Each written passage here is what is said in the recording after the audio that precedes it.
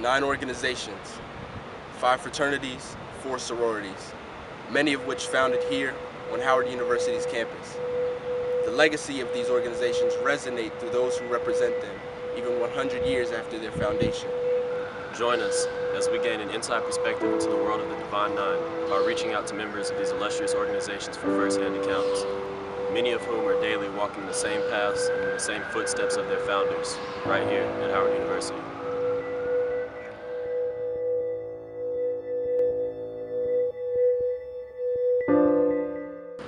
I knew I wanted to be a member of my organization all my life. I grew up around it. My mom is a member. Both of my grandmothers are members of my organization, and our sorors, I should say. And it's been an interesting journey to see myself as not only being a family member, but to also call my own family sorors as well. And so with their involvement, they're all teachers. And just wanting to give back, that was where that interest started. I realized I wanted to be a Sigma probably about my, I say like my freshman year. Like it's crazy, I went home over the summer after freshman year, and I was meeting mad cool, like people in general, just mad cool people, and people that were showing me love that I just was kicking with, and like turns out like a lot of them were Sigmas. And then I got back sophomore year. And my pro fight, Justin Poindexter, he was my RA. And off bat, like, we had a connection, we was cool. And I was like, you know what, this is something I could look further into, this is something I want to do. And the rest is history. I was in line with a friend of mine in Subway, and there was a Zayna who was in line behind me, and she asked me, she was like, why aren't you eating anything? And I was like, I don't have any money. She was like, well, come stand in line with me. So I stood in line with her, and she got me a sub sandwich, and low-key, I think she was recruiting, but I don't think that was the mission behind her buying me the sandwich. But like afterwards, I started going to programs and things, and I think just getting to know each of them on an individual basis was kind of like the thing for me that was like, I could see myself with women like this. I grew up around it, man, so like, I want to do this ever since I was younger. Like, my dad was a Q, I just saw this, I just saw it all happen, all of his friends were Qs. So, I seen that friendship they had, the camaraderie they had, I was like 10 years old getting bossed around by Qs, like, hey man, go cut the grass, you know what I mean? But I did it, but even though I didn't want to, but I just appreciate that because they instilled in me like a strong work ethic, and it all happened when I was younger. So when I came to Howard, it was Omega, nothing else. For me, it was senior year of high school. It's like my whole family is actually a part of Omega Psi Phi. My 2 older brothers and my dad are also all Qs. But I had a connection with my pastor, who was an Alpha, and so naturally, Qs, that was thrown in my face, but it just never really hit home with me. And after talking to my pastor and building a connection with him, having a few cousins who were Alphas, I just kind of realized that's where I want to go. And then when I came to Howard, I was still kind of indifferent. When I came freshman week, and I saw like Beeler chapel in the yard, I was like, those guys really have a presence, and that's all they do. To be able to be at Howard and walk the same paths, go in the same building as my founders, it's like, how do you explain it? You're humbled by it. You meet so many sorors that come on this campus just to visit the campus because this is where we were founded. And I get to experience this every day. I get to see Fortitude every day. I go in the minor building any day I want to. And to know that I'm walking in their footsteps, I mean, who wouldn't feel special? It's the same thing with like going to other chapters, A lot of times, a lot of chapters see us as like, oh my gosh, like they're Alpha chapter, like their founders are their pro-fights. And I think it's good and a bad thing, but for more, I think it's good because they see us and we hold ourselves in a certain type of light. We hold ourselves to this standard, and I think they want to be like that. And when we go there and we talk to them and just have this relationship with them, that bond, they feel like they can touch what we touch too. I feel like people often have the perception like because you're from an Alpha chapter that you have like this haughtiness about you, I guess. And I feel like maybe it comes from me as an individual. I've never felt that way. But I think the distinguishing difference of what it means to me personally is that you as an individual chapter has to go above and beyond because you're where it all started. And if you're not setting the example for everyone else, then there's something that you all are doing wrong. And you all need to be conscientious of that and figure out what you can do to do better. Being a brother of Alpha Chapter, it's a thin line we tread. We want to still maintain that spirit of humbleness that Sigmas have, but without becoming arrogant. But it is important.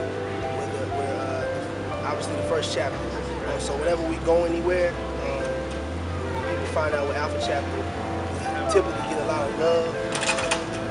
People will take us into their homes. They'll provide food. They'll take care of you, all type of things. Being Alpha Chapter is really important. This is where it all starts. First thing I say when I meet a bro, like I run my record to him, like Scott, my 2010 Alpha Chapter, what's up? The first thing out of his mouth typically is like, Alpha Chapter. He'll hold my hand more like, oh, and he'll call all the other bros around. And you see how we typically do it, like we're a hostile fraternity. Like I love it. But, you know, some people just aren't fit for it. Like it's challenging just to go about and just having to deal with that because it's actually annoying as hell. Like some people think it's cool. Like I love being a Q. But there's certain aspects that get on your nerves. You know, I'm not looking forward to like every time I go to a meeting that someone's got something smart to say, like, oh, just because I'm Alpha Chapter, it's a certain stigma about Howard. And low key, that can just go back to the certain stigma about guys at Howard too. You know? Honestly, being a Bear Chapter Alpha is probably the reason I became an Alpha part of it. It's just something about our chapter and so many great people that have come through our chapter. And the legacy and history of Beta in the fraternity itself, it's almost like if, you know, I don't want to say the chapter funded the fraternity, but it had a lot to do with the early stages and development of the fraternity. You know, and that was something I found very interesting and like I hold dear to my heart. Being a Z chapter dude is something that is very unique. I've had the opportunity to meet members of our organization from all over the world. And just seeing the difference in how they carry themselves, how they operate, how they handle business.